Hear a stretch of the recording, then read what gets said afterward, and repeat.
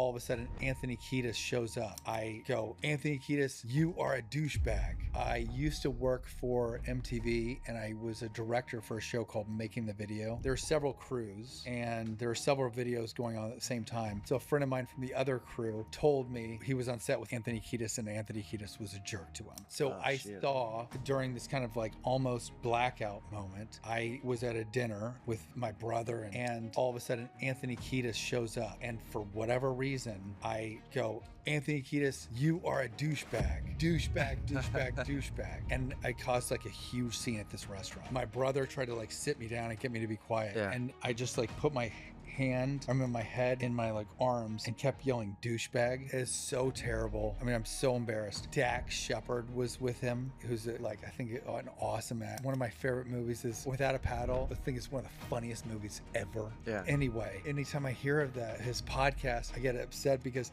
apparently he was like, should we beat the shit out of this guy?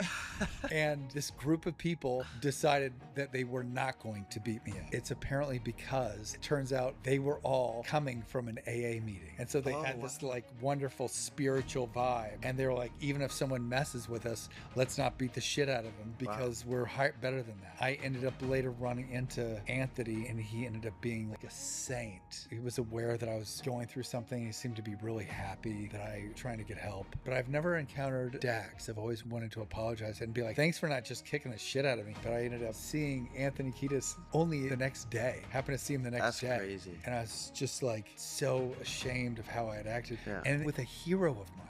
And it was like so loving about it. Really inspired me.